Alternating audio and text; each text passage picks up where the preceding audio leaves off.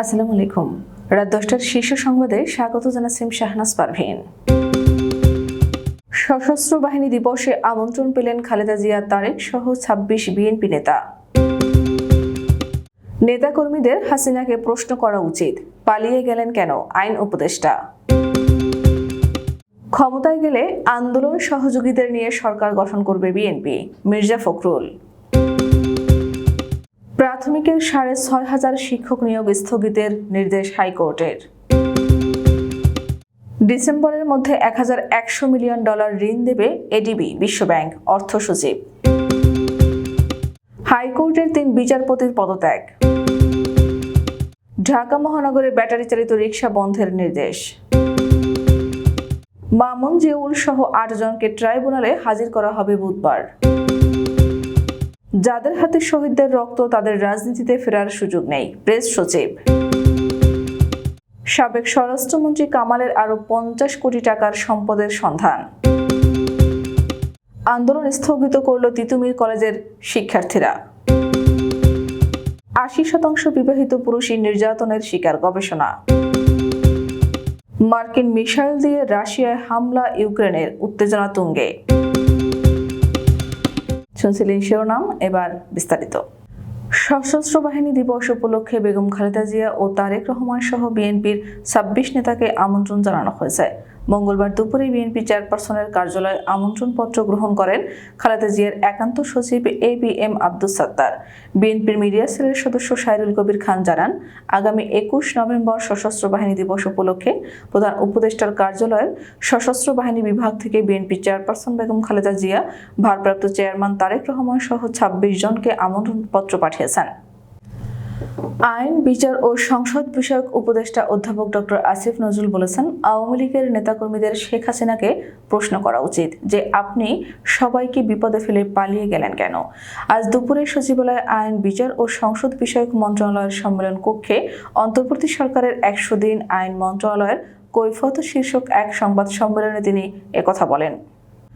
ক্ষমতায় আসলে জাতীয় সরকারের মধ্যে সব দলগুলোকে নিয়ে আসা হবে, পাশাপাশি যারা বিএনপির সঙ্গে আন্দোলন করেছে তাদের নিয়ে দেশ পরিচালনা করা হবে বলে জানিয়েছেন বিএনপি মহাসচিব মির্জা ফখরুল ইসলাম আলমগীর। আজ মঙ্গলবার জাতীয় প্রেস ক্লাবে জাতীয়তাবাদী পেশাজীবী পরিষদ আয়োজিত আলোচনা সভায় এসব কথা বলেন তিনি।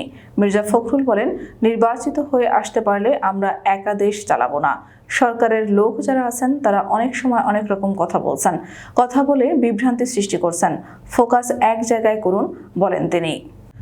সরকারি প্রাথমিক বিদ্যালয়ের সহকারী শিক্ষক পদের তৃতীয় ধাপে 6,531 জনের নিয়োগপত্র প্রদান স্থগিতের আদেশ দিয়েছেন হাইকোর্ট।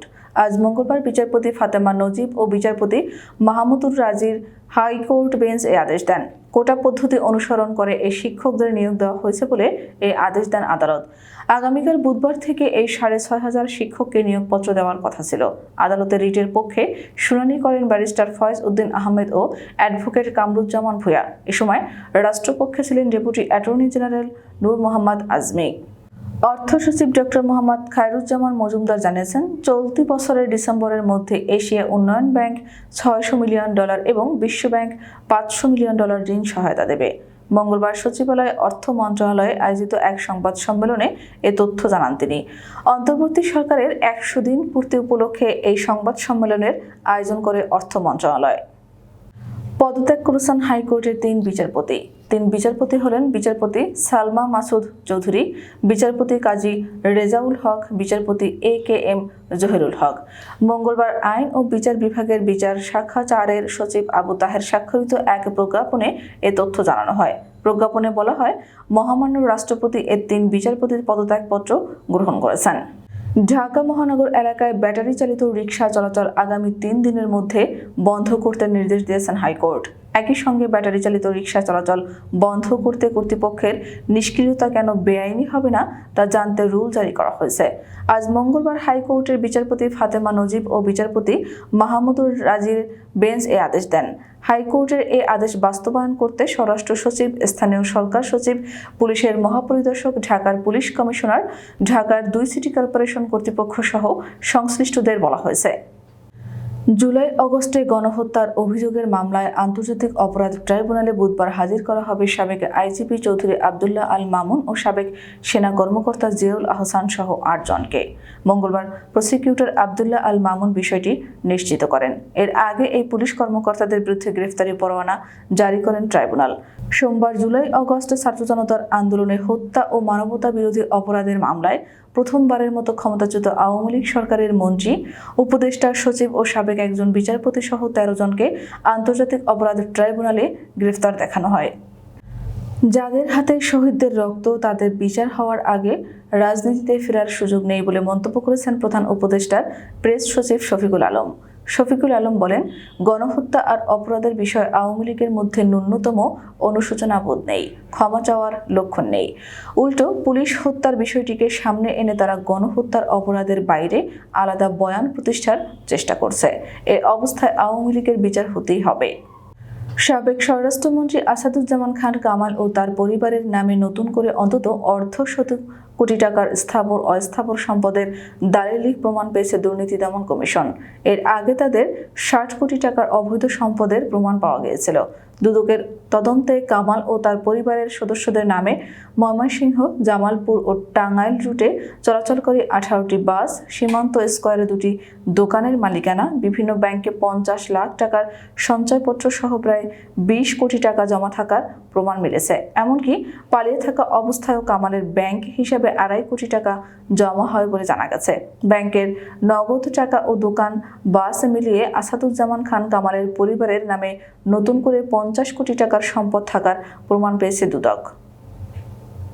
তিতুমীর কলেজকে বিশ্ববিদ্যালয় করা সম্ভব কিনা সে বিষয়ে ৭ কর্মদিবসের মধ্যে কমিটি গঠনের সিদ্ধান্ত নিয়েছে শিক্ষা মন্ত্রণালয়। সে সময় পর্যন্ত আন্দোলন স্থগিত করেছে শিক্ষার্থীরা। মঙ্গলবার সন্ধ্যায় এ তথ্য নিশ্চিত করেছেন শিক্ষা মন্ত্রণালয়ের সিনিয়র তথ্য অফিসার সিরাজউদ্দৌলা খান। তিনি জানান, রোববার থেকে বৃহস্পতিবারের একটি কমিটি গঠন হতে পারে। এর আগে এদিন দুপুরে সরকারি তিতুমীর কলেজকে বিশ্ববিদ্যালয় করার দাবি নিয়ে সংশ্লিষ্টদের সঙ্গে শিক্ষা মন্ত্রণালয়ে বৈঠকে বসেন আন্দোলনরত শিক্ষার্থীদের ১৪ জনের একটি প্রতিনিধি দল। সমাজের প্রায় ৮০% বিবাহিত পুরুষ নির্যাতনের শিকার হচ্ছেন বলে দাবি করেছে বাংলাদেশ মেন্স রাইটস ফাউন্ডেশন। সংস্থাটির পরিসংখ্যান অনুযায়ী বিগত ৯ বছরে সারা দেশে ৪,২৬৮ জন ও নারায়ণগঞ্জ জেলায় ২,৩২৮ জন পুরুষ নির্যাতনের শিকার হয়েছেন। তবে প্রকৃত পুরুষ নির্যাতনের সংখ্যা আরও অনেক বেশি। মঙ্গলবার আন্তর্জাতিক পুরুষ দিবস উপলক্ষে বাংলাদেশ মেন্স রাইটস ফাউন্ডেশনের চেয়ারম্যান শেখ খায়রুল আলম সোহেল এ তথ্য জানান। উত্তেজনা বাড়িয়ে যুক্তরাষ্ট্রের দেওয়া দূরপাল্লার মিসাইল দিয়ে প্রথমবারের মতো রাশিয়ার ভূখণ্ডে হামলা চালিয়েছে ইউক্রেন। মঙ্গলবার এই হামলা হয়েছে বলে রাশিয়ার পক্ষ থেকে জানানো হয়েছে। রাশিয়ার প্রতিরক্ষা মন্ত্রণালয় জানিয়েছে, ইউক্রেন স্থানীয় সময় মঙ্গলবার ভোরে আর্মি ট্যাকটিক্যাল মিসাইল সিস্টেম ব্যবহার করে রাশিয়ার বিরানস্ক এলাকায় হামলা চালিয়েছে। ৫টি মিসাইল ভূপাতিত করা হয়েছে এবং একটি ধ্বংস করা হয়েছে। ক্ষেপণাস্ত্রের ধ্বংসাবশেষের কারণে ওই এলাকায় একটি সামরিক স্থাপনায় আগুন ধরেছে বলে রুশ প্রতিরক্ষা মন্ত্রণালয়ের বিবৃতিতে উল্লেখ করা হয়েছে। আমাদের আগামীকাল দুপুর ২টার শীর্ষ সংবাদ দেখার আমন্ত্রণ জানিয়ে এখনকার মতো বিদায় নিচ্ছি। দর্শক, ভিডিওটি শেষ পর্যন্ত দেখার জন্য আপনাকে অসংখ্য ধন্যবাদ। নিত্য নতুন সংবাদ পেতে আমাদের ইউটিউব চ্যানেলটি সাবস্ক্রাইব করুন ও নিয়মিত নোটিফিকেশন পেতে বেল বাটনটি ক্লিক করুন এবং আমাদের ফেসবুক পেজটিতে লাইক করুন। এছাড়াও আমাদের ভিডিওতে লাইক দিয়ে শেয়ার করুন। আল্লাহ হাফেজ।